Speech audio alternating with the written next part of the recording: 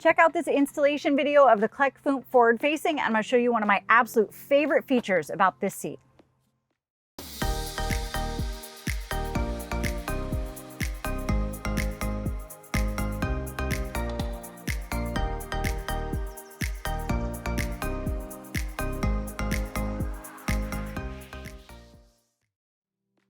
When it's time to switch your kid from rear facing to forward facing, go ahead and uninstall the seat and let's make some changes while we're out of the vehicle and we have plenty of room to move around. So there are 3 things that we need to do, and 4 if we count the top tether. So the first is we need to remove the anti-rebound bar, we need to remove the footer, and we're going to need to change the recline position. So right now the seat is in recline position 3 and I need it to stay there to remove the anti-rebound bar. So let's start with that. Pop the seat cushion off so you can access that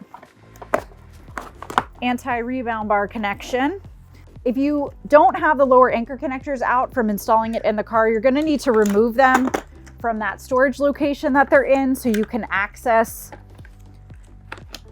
the clip and pin for the anti-rebound bar. So grab your little clip out and then push the pin out, and then do the same on the other side. And now you're just gonna pull your anti-rebound bar straight down.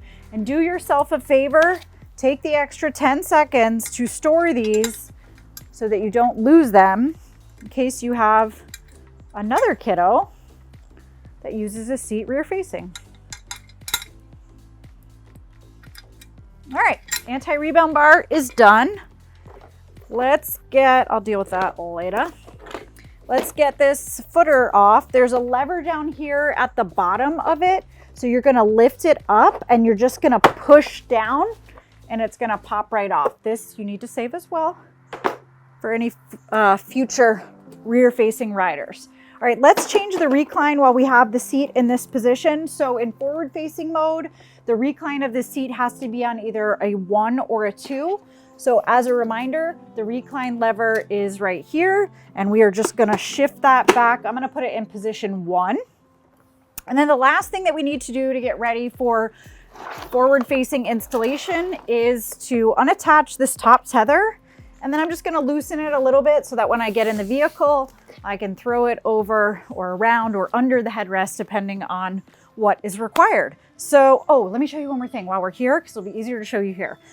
One of the coolest features on the Clek Foonf is these rigid lower anchor connectors. An added safety feature. As of the filming of this video, it is the only forward-facing seat on the market that has it. So they are located right here. We're going to use them to install the seat. On the front of the seat here, there is a handle. So I'm going to pull this, and at the same time, I am going to pull the rigid lower anchor connectors out to fully extend them. I need to do that to get ready for installation. And then when the time comes, I will pull it again to kind of wedge it back against the vehicle seat as much as possible. Obviously, I'm gonna show you all that when we get to installation, which we're gonna do right now. Before we actually install the seat, let's make sure our vehicle is ready. So the vehicle seat back is in the most upright position as required by this particular vehicle owner's manual. We are on level ground. I've moved the seat up just so I can kind of have some room to move around here. And as I showed you, I've already extended fully the rigid lower anchor connectors. As a reminder, there is a lever up here at the front to be able to extend those all the way out. So go ahead and do that because we're going to use them. Rigid lower anchor connectors are a phenomenal added safety feature and you absolutely want to use them if you can. Remember that oftentimes our middle seating positions do not have designated lower anchor connector positions, so you may need to use them on the outboard seats. However, in this Atlas, we do have lower anchor connector positions in the middle. So whenever possible, use them. The seat still can be safely installed with the seatbelt method installation alone. The other thing I'm going to do is grab my top tether. In our forward-facing harnessed seats, you really need to use your top tether anchor, and your vehicle manual is also going to detail how to route it in relation to your headrest, over, around, under, to the side, and it's going to note where those designated top tether anchor positions are in your vehicle. Please do not guess. Oftentimes we see people attaching them to the wrong things. So your vehicle manual is your best friend for that. For this car, you route it underneath underneath the headrest in the middle of the two poles. For now, I'm just gonna kind of get it back there, and I will attach and tighten it when I'm done installing the seat. Okay, here we go. First thing, we are going to take the vehicle seat belt and, oh, let me show you a trick. So this happens a lot with people. Because of the belt path that we have here in the back, you see how these harness straps are kind of hanging loose here? If I started routing the vehicle seat belt, I could accidentally route it here, and it's not allowed to do that. It can't be in between the harness straps and the shell of the car seat. So go ahead and take your harness and tighten it all the way up so it's laying flush against your car seat. That way you won't accidentally route your vehicle seat belt incorrectly. You're gonna take your vehicle seat belt, feed it over and through to your other hand, again, being mindful of those harness straps. But if you use my trick, you'll be just fine. All right, come here. There we go. Buckle it in. Now, this car seat has what's called seatbelt lock-offs, and these replace the need to lock the vehicle seatbelt.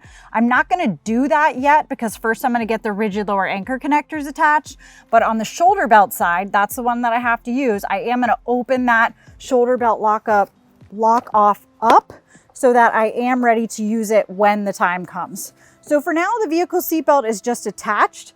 The next step is going to be attaching these rigid lower anchor connectors. So they're fully extended, and I'm just gonna kind of feel back there so that my aim is pretty good. All right, both rigid lower anchor connectors are connected now, and the little indicator turned from red to green. You do wanna see if by pulling this handle, you can retract those anchors anymore into the seat, but I am flush against the back here and they're not going in anymore. So that part of the installation is done. Now the seatbelt's been attached, like I said, but we need to just tighten things up a little bit and then close it in the lock off.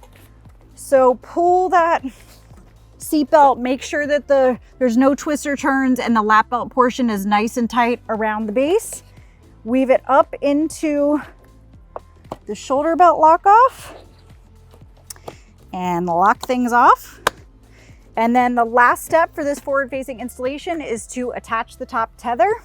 All right, we're secured to a top tether anchor position. Let's pull out that extra slack and we can wrap this up all pretty. And let's go do a final check. Let's do the final test for tightness here at the belt path. This seat is not budging. We can thank the rigid lower anchors for that especially. I hope you found this video helpful. You feel super confident about how to install your Clek Foonf forward facing. We have a rear facing video for you too on the Clek Foonf if that's the stage that you're in. As always, please remember that harnessing is absolutely a critical part of the equation to keeping your kiddo safe in the seat. So check out all the resources we have for you on this channel about that.